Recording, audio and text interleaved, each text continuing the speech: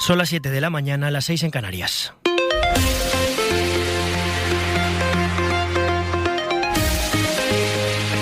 Matinal Cadena SER. ¿Qué tal? Buenos días. Brasil, el país más grande de Sudamérica y de todo el hemisferio sur, con 4 franjas horarias distintas, está llamado este domingo a las urnas. En menos de 6 horas, a las 8 de la mañana, hora de Brasilia, se abren los colegios electorales para unos 150 millones de brasileños. Entre los 11 candidatos que se presentan a esta primera vuelta, 2 caras muy conocidas y contrapuestas.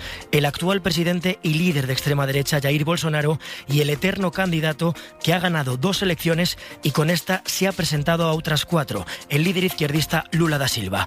Por delante, un día histórico en el que Lula podría ser ya hoy elegido presidente. Las encuestas le dan al líder del Partido de los Trabajadores entre el 48 y el 49% de los votos, muy cerca de la mayoría absoluta, de la mitad más 1, que necesitaría para ganar hoy y no tener que ir a segunda vuelta. Un día histórico en el que la izquierda puede sumar un nuevo triunfo en Sudamérica. Primero fue Boric en Chile, luego Petro en Colombia y a partir de hoy puede que Lula otra vez en Brasil. Mientras, Putin está cada vez más arrinconado. Este que escuchan es el presidente Zelensky, que en su habitual discurso nocturno ha dicho que cada vez hay más banderas de Ucrania en el Donbass. Y es que en las últimas horas el ejército ruso ha sufrido su segunda derrota este mes. 5.000 soldados de Putin, cercados por las tropas ucranianas, han tenido que retirarse de la ciudad de Limán, en Donetsk. Putin arrinconado y cada vez más solo, porque ni siquiera sus socios habituales como Turquía lo respaldan. Ahora les ampliamos todo esto, pero antes el tiempo, porque este domingo ya se empieza a notar el conocido como veranillo de San Miguel y se espera que sigan subiendo las temperaturas en toda España. Almudena Lopesino, buenos días. Buenos días, Javi. Más calor para las próximas horas y así seguiremos al menos hasta el próximo jueves. Y es que el veranillo de San Miguel ya se nota a partir de este domingo en prácticamente todo el territorio, con cielos totalmente despejados y temperaturas que superarán en las horas centrales del día los 30 grados. Por ejemplo, en Badajoz, en puntos de Andalucía como en Córdoba, donde llegarán a los 34 grados y en la Comunidad de Madrid. Y no solo suben las máximas, también las mínimas de 20 grados, por ejemplo, en la Comunidad Valenciana o en la costa catalana. Y seguimos pendientes de la destrucción que ha dejado a su paso el huracán Ian en Estados Unidos. Somos oficialmente personas sin techo, dice este hombre.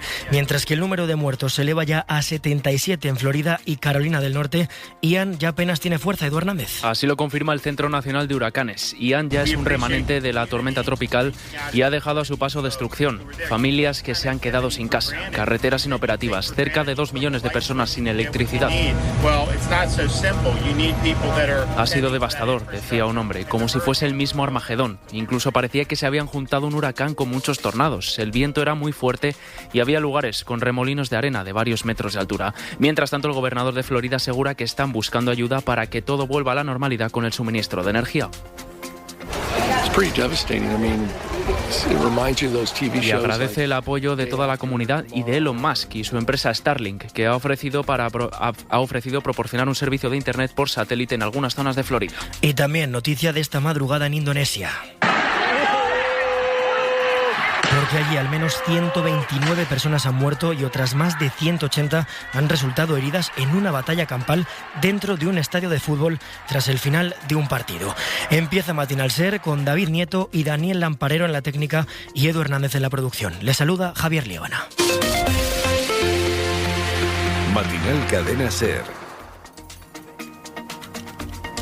Uma nova história começa a ser escrita aqui no Brasil. Dia 2 de outubro, reconstruir o país que sonhamos e no qual merecemos viver e criar nossos filhos. É do Lula, o ex-presidiário. Estamos enfrentando uma pessoa desequilibrada mentalmente. Os mesmos juízes que tiraram Lula da cadeia são exatamente os mesmos que conduzem o processo eleitoral brasileiro. Basta de tanto ódio. Deus, pátria, família. Muito obrigado. Bolsonaro y Lula, Lula y Bolsonaro. Frente a frente, dos visiones completamente opuestas en Brasil. Por un lado, el exmilitar y ultraderechista del Partido Liberal, que durante estos 4 años de mandato se ha metido en muchas polémicas, entre ellas hacer de menos a una pandemia de coronavirus que hasta el momento ha matado a 700.000 brasileños. Por otro, el fundador del Partido de los Trabajadores, que ya se ha sentado en el Palacio del Planalto en 2 legislaturas, entre 2003 y 2010, y que a sus 76 años vuelve por 6ª vez con una importante mancha, la de la corrupción, que le ha obligado a pasar 1 año y medio en la cárcel. Entre los dos suman el 80% de la intención de voto de los brasileños en esta primera vuelta, pero eso sí, con una gran diferencia de casi 20 puntos, justificada en el fraude electoral por la extrema derecha. En Sao Paulo, siguiendo lo que ocurre allí, está Lucas Font. Faltan pocas horas para que abran los colegios electorales en Brasil y la duda sobre si el expresidente Lula da Silva logrará una victoria en primera vuelta es más grande que nunca. Lula ha destacado sus logros económicos y la erradicación del hambre durante su etapa como presidente en una campaña que ha terminado este sábado con un recorrido por el centro de Sao Paulo. El evento ha juntado a miles de personas confiadas en echar del gobierno al actual presidente Jair Bolsonaro, entre ellas Carlota. Para acabar con el fascismo en Brasil es fundamental que Bolsonaro salga de la presidencia. Queremos recuperar todos los proyectos que Lula impulsó como presidente y que ahora se harán todavía mejor. También en Sao Paulo ha cerrado su campaña Bolsonaro, quien ha sacado pecho hasta el último momento del aumento de las ayudas para los más pobres y de la caída de la inflación. La defensa de la familia y de los valores religiosos son algunas de sus armas para obligar a Lula a disputar una segunda vuelta a finales de octubre. Esto en una campaña marcada por la violencia y la polarización extrema. Varias personas han muerto asesinadas por seguidores de un partido contra los del otro y hasta los candidatos han tenido que ir a los mítines con chaleco antibalas. En un país, Brasil, sumido en la pobreza, con casi 20 millones de brasileños en esta situación y con la mayor tasa de desempleo en los últimos 10 años. Ángel Villascusa nos explica cómo hemos llegado hasta aquí. Dicen los analistas que la de estos comicios ha sido la campaña más polarizada desde el fin de la dictadura en 1985. Se enfrentan dos modelos antagónicos: el trumpismo de Bolsonaro, de 67 años, con la propuesta de continuar con las privatizaciones y reforzar la economía desde arriba, y la del expresidente Lula da Silva, de 76, con una apuesta social clara en favor de los que menos tienen. Sí, seu gobierno fue el gobierno más corrupto de la historia del Brasil. Lula tiene, sin embargo, la mancha de la corrupción sobre su nombre, como le recordó Bolsonaro en un debate electoral.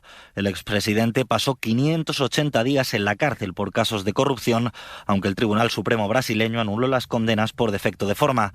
Ha sido una campaña marcada además por la violencia. Se ha apaleado también a candidatos de ambos partidos. En un mitin de Lula, por ejemplo, se llegó a lanzar una bomba de heces en la que resultó herida una mujer. E incluso este verano fue asesinado el tesorero del Partido de los Trabajadores, la formación de Lula da Silva, en un ataque entre gritos a favor de Bolsonaro.